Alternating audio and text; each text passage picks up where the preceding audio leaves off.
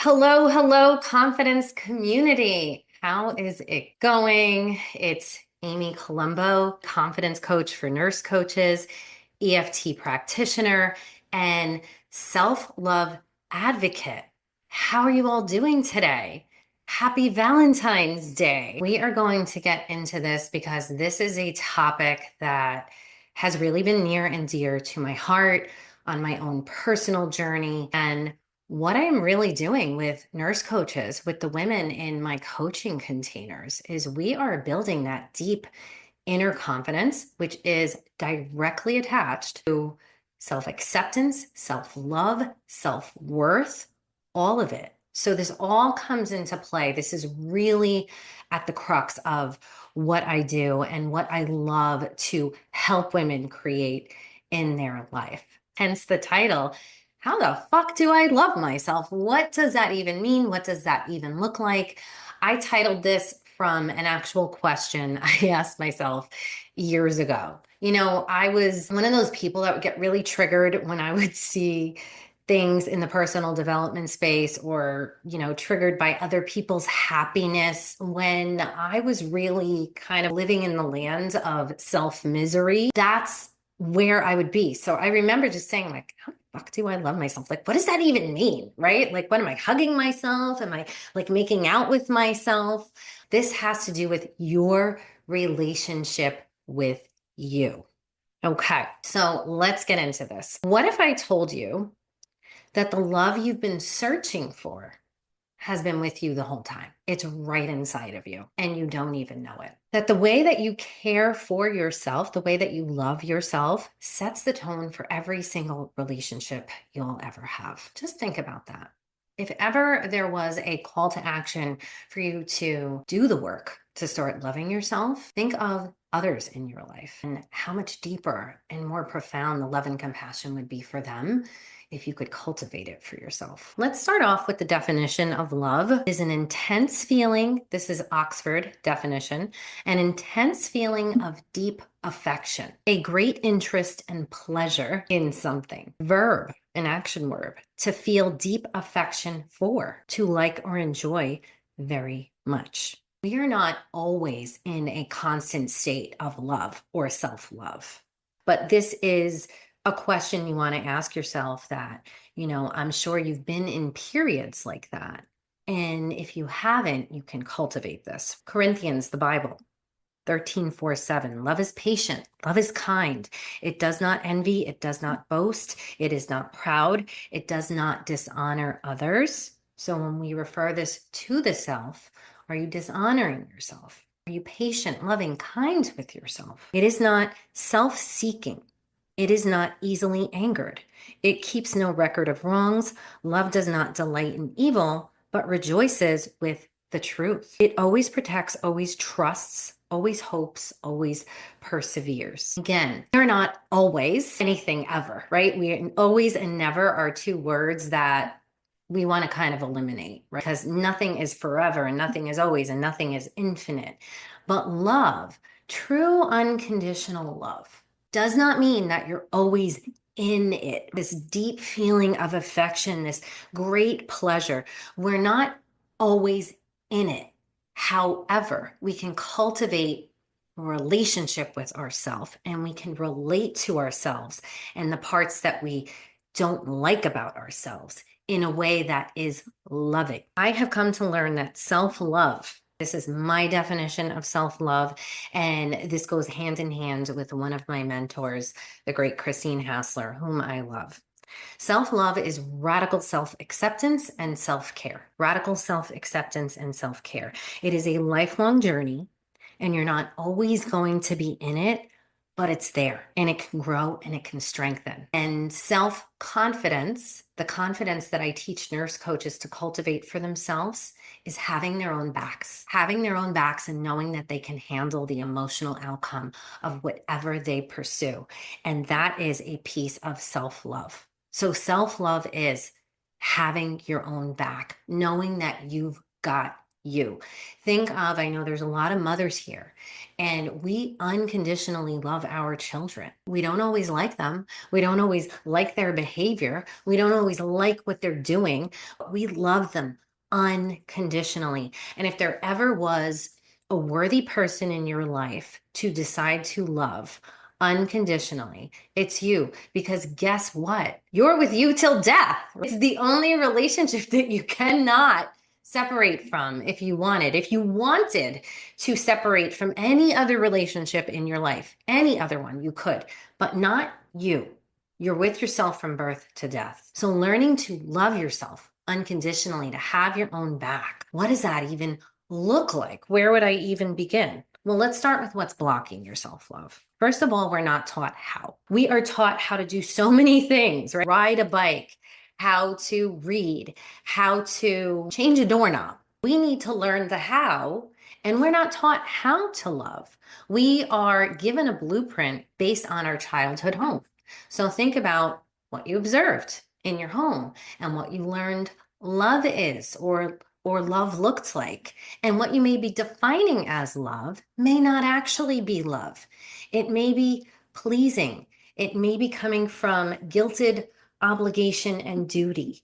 It may look like perfectionism, achieving that value and worth and excelling at everything and anything. That is not what love is. A lot of us are believing we're broken, we're unlovable, we're unworthy of love at our core due to our upbringing and conditioning. And this might have been directly stated to you. It also might not have. It may have been where your brain went as a child when you were doing your best to figure the world out, and you may have interpreted how things were happening around you, how you were parented.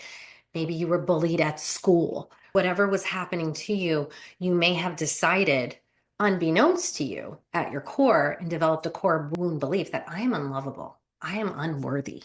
And some of you may be living and kind of hiding in that. And some of you may be hiding and putting on masks through achieving, through pleasing. Some of you may have decided how you're going to be lovable, and it's like through this thing outside of you. We're waiting for someone else to come and do this for us. Just think of the princess stories from when we were little girls. It was always like, when is my prince going to come and love me unconditionally? And we are under this false pretense that it's someone else's job to love us, to see us, to hear us, to understand us, to validate us. And I want to tell you, it's not. It's yours, and you can learn how to do this. You go first. Judgment. We think judgment is love. That inner critic in your head loves the shit out of you. It thinks it's helping. It thinks it's protecting. It is trying to criticize you and beat you down so bad so that you're your own worst critic, so that you can avoid the pain and the shame and the blame of other people. So we think by judging ourselves harshly, by being harder on ourselves than anyone else, that we're loving the shit out of ourselves. And that's misguided. I always say self-sabotage is misguided self-love. It's misguided self-love. So just know that the parts of you that are really beating you down, they love you. They love you. They want you to be accepted in the world. They are trying to prevent you from being rejected, preventing you from trying to fail. And these parts are the most unconditionally loving parts. They're just misguided. We need to shift them. So we need to shift the mindset and the emotion set inside of you. When we talk about love, we want to talk about the 5 core emotional needs of all humans. This goes for children and adults. Self-love begins with meeting your own emotional needs. Every human has 5 basic emotional needs. A lot of us are outsourcing this to other things. And I want you to think, when I say this, what are you outsourcing this to? And are you doing this for yourself? Are you giving this to yourself? Number 1, safety and security. Safety and security is number 1. That is an emotional necessity. We need a roof over our head. We need heat and hot water. We need air to breathe. We need to know that when we're asleep at night, that no one's going to come in and steal our stuff. We need safety and security in the world, in our environment, but inside of ourselves. A lot of us are walking around feeling chronically unsafe and projecting that out into the world and onto other people. But feeling safe inside yourself, learning how to live inside this vessel called a human body, is something that I do with clients a lot. Women don't realize how they're living so outside of themselves because of so many reasons, but we were not taught to kind of come home to ourselves and be our own safe space, like a safe haven. Number two, autonomy and control. This is the need for personal freedom and the ability to make choices.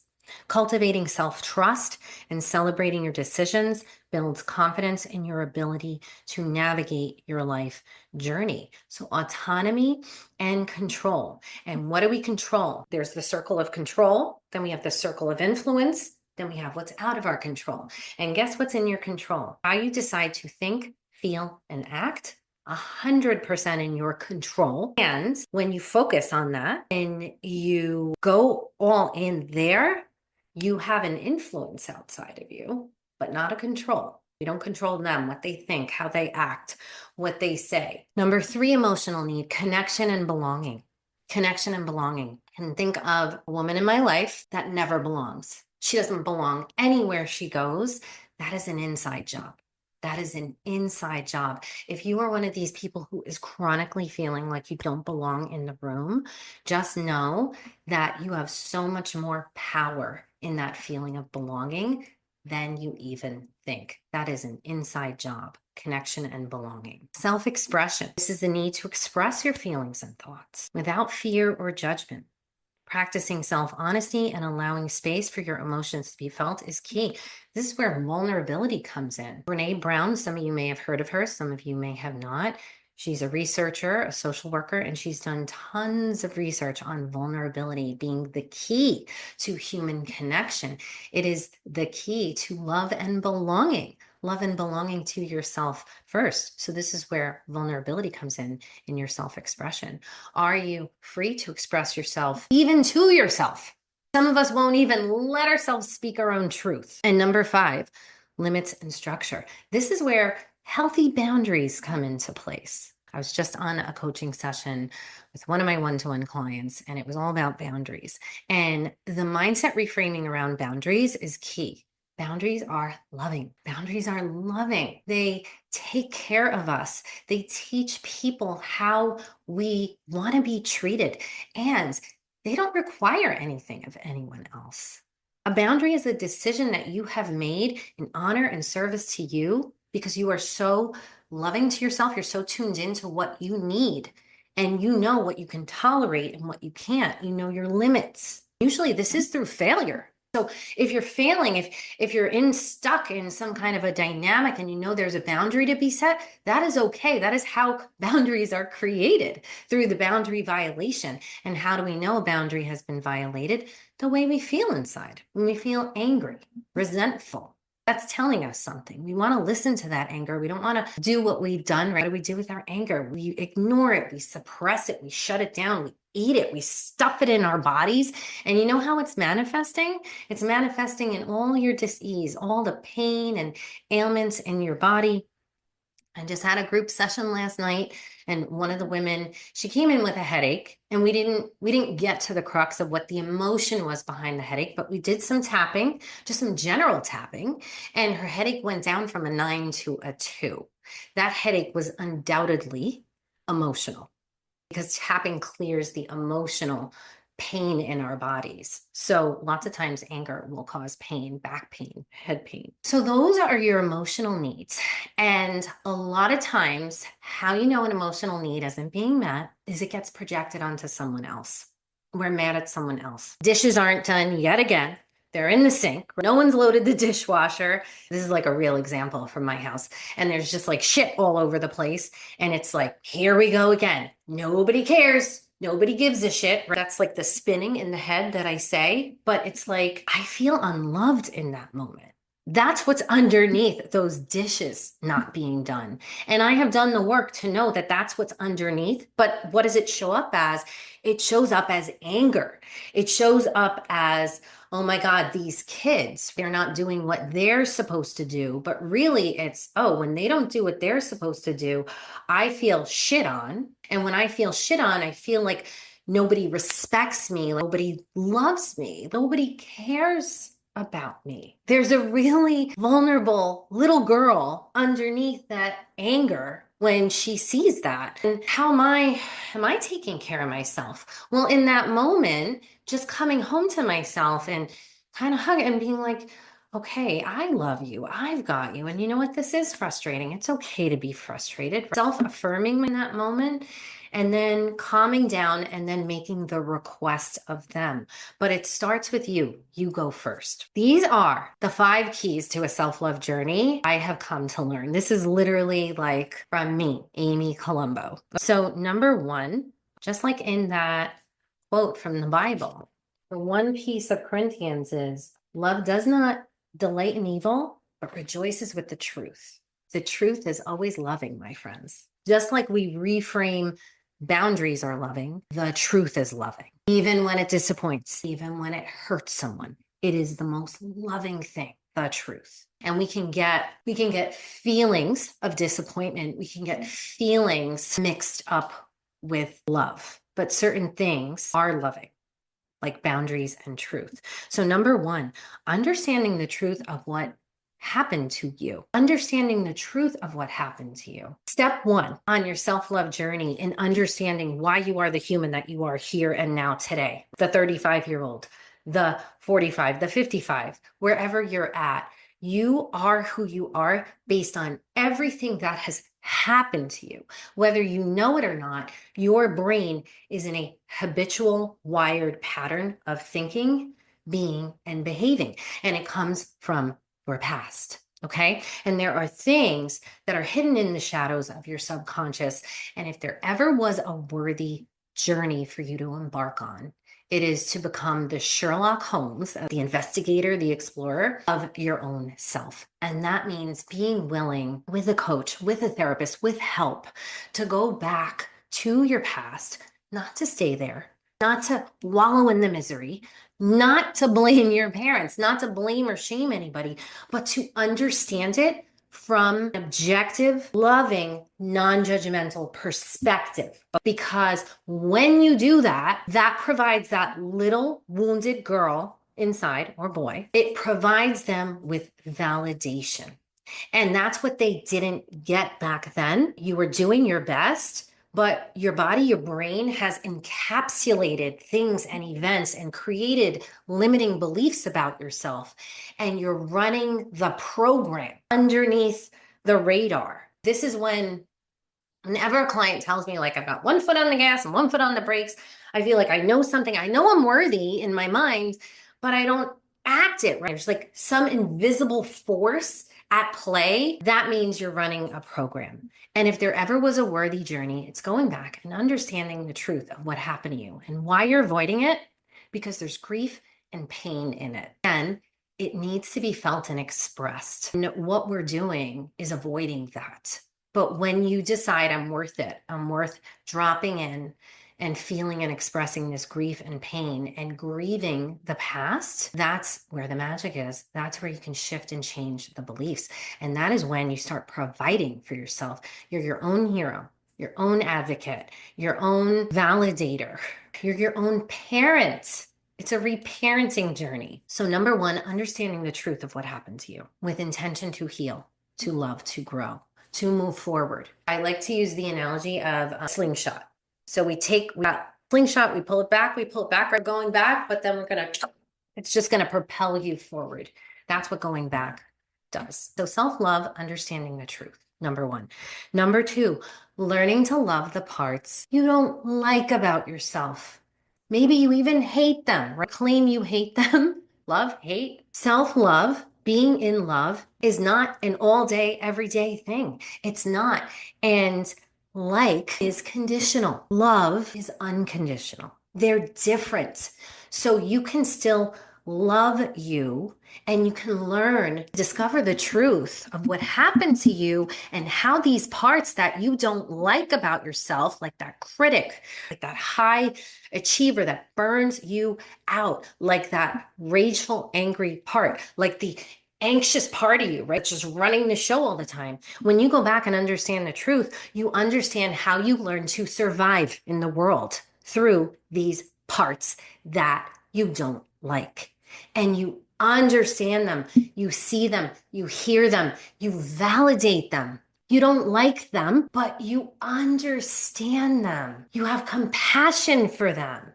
That is a part of self-love. Radical self-acceptance and self-care, all about self-compassion. So when we can have compassion for a dark part of us or a part that we don't like, I just did this with a client last night. It was so powerful, you guys. It's a small group, Confidence Through Emotional Mastery. And we dove into the stuck part of her. It was this procrastinate part of her. And we had to sift through the layers of fear and judgment. And the judge came in again. But when we got out of judgment and we let her drop in and talk to this procrastinate part that had her stuck for 4 freaking months, she was like, there's no good thing about this part. I hate this part. That's what was coming up. When we sifted through and got the judge out of the way, she was like, oh my God, it's preventing me from, it literally is just preventing her from feeling intense feelings of possible failure. And she couldn't handle it at the time because there was so much happening. So what she realized is that this procrastinate part was actually protecting her from going into a tailspin that she was not equipped to handle in the moment. And it was the most breakthrough, loving moment.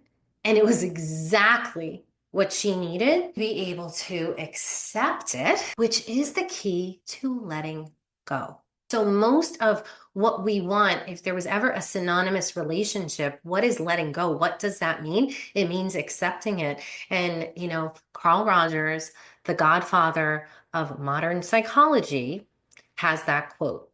The great paradox of transformation is that I must accept myself before I can change. The most loving thing you can do is accept these parts that you don't like. And this is possible. Number 2. So you've got understanding the truth, learning to love the parts you don't like, because love and like are different. You're allowed to have parts of yourself that you don't like, and you can still accept them, work with them, and stay open and willing for change. Number 3, become your own everything, become your own parent, become your own healer, best friend, encouraging voice. You first. The way you are with you, the standards you hold for yourself are going to set the tone for how other people treat you. Once you learn to go first, I want them to like me. I want them to respect me. I want them to make me feel like I belong. No, you go first. Love and belonging, connection and belonging is an inside job. You need to do that work with yourself first. You can't outsource that 100%. Even if they did give it to you, the most important person in your life, you, is not giving it to you. You still will not be satisfied. How many of you relate to that? How many of you are like, I want them to respect me. I want them to do this. I want them to do that. And then they do it. And it's like not enough. It's not good enough. You're like, holy shit, I'm still not satisfied. Why? What is wrong with me? Right? That is the question I have always used to ask myself. And then I realized, shit, I'm outsourcing this. I'm looking for it. I feel like I've got a hole inside me. Right? I think they're going to fill it. No, it's been me. It's you the whole time. It's your love. It's your acceptance. It's your validation. It's your parenting. That inner child sees the way you love the shit out of your kid, and they want that. That inner child within you is like, I want that too. Like, I want that unconditional love. I want that comfort, that support, that nurturing. Something that I have learned, because my kids often trigger feelings of not enough within me, is when that happens, that part of me, that very vulnerable part of me that feels shit on, and I give her what she needs in the moment. And I always tell her, you are just as important as them. You are right there. You are not less than. You are just as important as the kids. I have done the work to get to that level. And that is a great place for you to strive to be, where your inner child, who is you, by the way, is a part of you, is just as important as your children. The encourager, Mel Robbins, the high five habit, high-fiving yourself, becoming your own encourager, your own encouraging voice. Yes, that critic is in there, and we want to be like, okay, I hear you. And there's another voice inside of there. There's an encouraging voice inside there. And maybe it's not as practiced, but you can start practicing it more. You can start bringing it in. You can start creating these voices and strengthening and building them by practicing them. Number 4, allowing all emotions with compassion and non-judgment. I can't tell you how many of us, okay, I'll say us, but definitely my clients, are under a false belief that they're a problem to be fixed. And once they're fixed, they're going to just feel better. They're going to feel good all the time. And that is not true. Being human, having a human existence, means that you're, for the most part, always in some emotion, and it can be on the spectrum of all emotions from joy to despair and everything in between. And no emotion is good or bad. They just are. They are energy in motion that want to move through your body. And the more that you can accept yourself in any emotion, that is true love. That is true love. When I can catch myself judging myself for feeling something, because the suffering you experience in an emotion is more the resistance to it. It's more what your brain is telling you. I shouldn't feel this. I shouldn't think this. I need to fix this. No, drop in, feel it. What does it feel like in your body to feel into the sadness right now? To feel into the pain of something that I just had to drop in, of loss, of grief. So many of us are moving through grief all the time in our human existence. And being brave and bold to drop into it is very loving, because that is what sees it, what hears it, what validates it. And again, when I accept it, it has permission to release and let go. Acceptance, letting go. Acceptance, letting go. Number 5, full permission to be you. The permission that you're outsourcing, that you think you need from everybody else to be who you truly are, looking for, well, what are they going to say? What are they going to think? How are they going to respond? Nurse coaches, before you write your post, before you share your true thoughts and feelings, you're outsourcing that approval, that permission. You go first. You give yourself permission. That is so loving. I give myself permission to express my true thoughts and feelings because they matter. They matter to me. And someone needs to hear this. I'm certain of it. And I can handle. I can handle the emotional outcome of what someone else says about me. It's going to sting. It's going to hurt. We're not saying it's not. You're not going to be impervious. You're not going to be like a shielded or immune. It's going to hurt, but you're worthy to be heard. You're worthy to be authentic, and you're worthy to feel the pain of someone disagreeing with you. That's how worthy you are.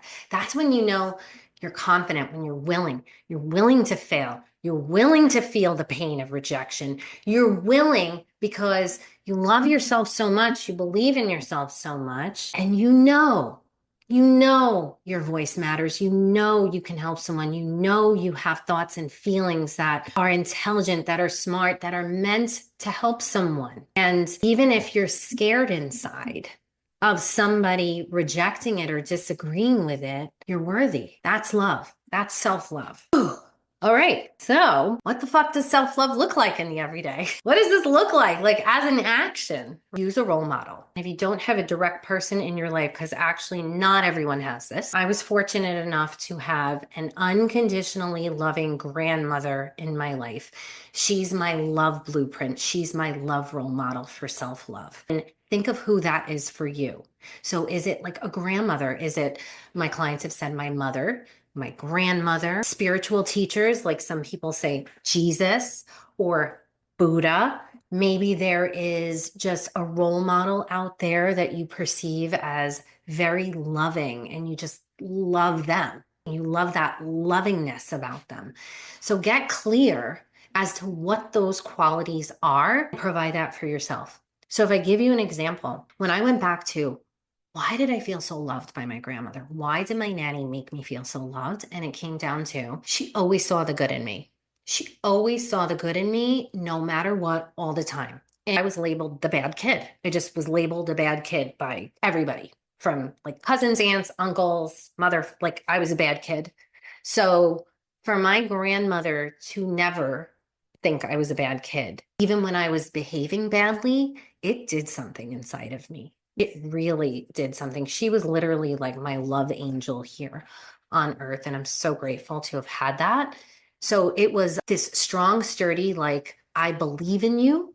I see the good in you, almost like her seeing the highest version of me, even when no one else did and I couldn't.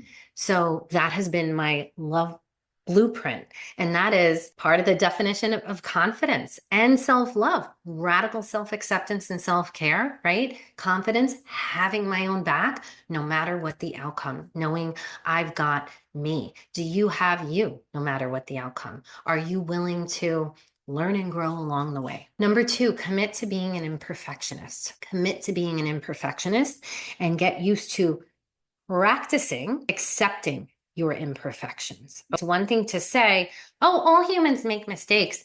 Yes, we all say that, but are we believing that? Are we integrating that? Are we really practicing that? Is that true? And you want to ask yourself that. And you want to start practicing that. Self love can look different ways. And I want to tell you that waking up this morning, kicking my ass out of bed, and getting to the gym was very self loving this morning. When my brain and my body was like, stay in bed, that was really self loving. That was firm and self loving. Boundaries, structure. It's like, no, this is good for you. Go do this. And I know from failing how I feel when I don't do it. I feel terrible. I feel like I've started the day behind. But when I do that, that is good for me. Whether I want to do it in the moment or not, I make myself do it. That is self loving. Now, last week, I went to the gym. And 5 minutes in, I walked out. That was self loving. That was me tuning in and being like, I'm not right today. I can't do this today. I need to leave. And I left. Part of me felt weird. I'm in a small little group and there's like 5 of us and I just walked out. But it felt, I actually tuned into what I needed. That was what I needed.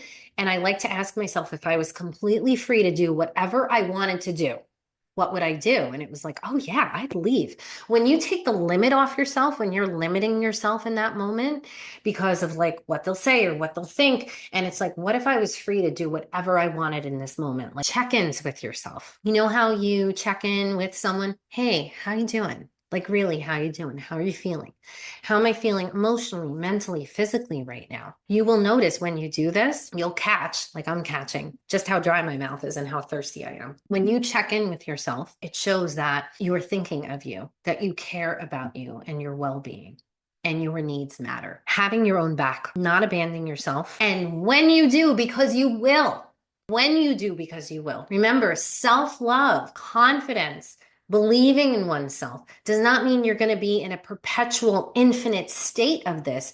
You will not be. But when you decide to start catching yourself out of it, oh, I'm catching myself being critical. I'm catching myself denying myself of what I need in this moment. I'm catching myself abandoning myself or creating a story. When you start catching yourself and bringing yourself back to it, and then making a different choice, that's everything. That's the work, my friend.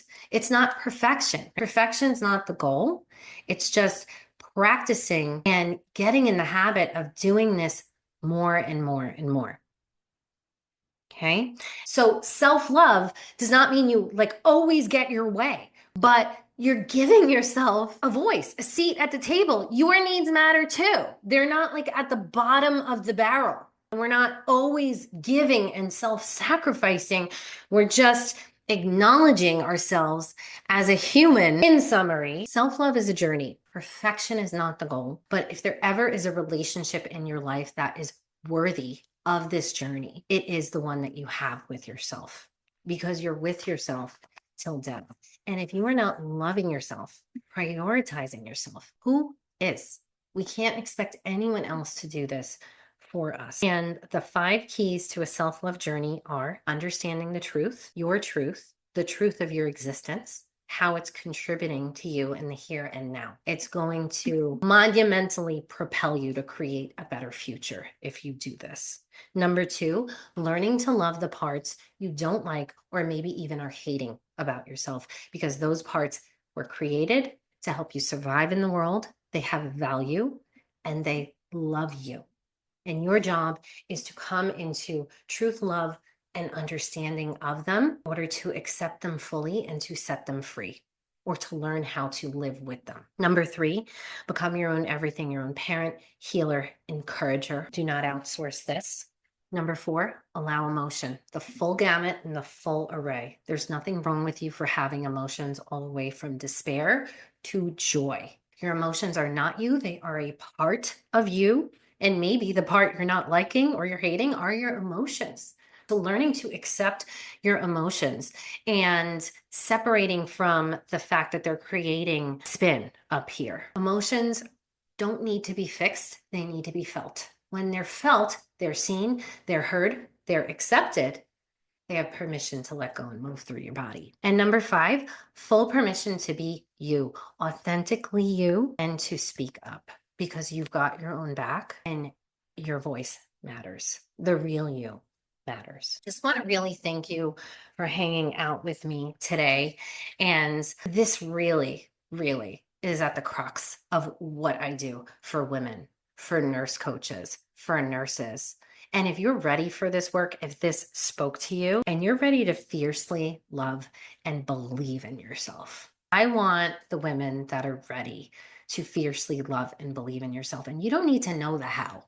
You just need to know it is 100% possible for you to start moving forward and deeming yourself worthy of your dreams, your goals, your desires, being your authentic self in the world, and being who and what you need most, and more importantly, first, so that that sets the tone for not only your experience in the world, but how others relate to you. When you're loving and belonging in the world, that is palpable. That is what you're attracted to.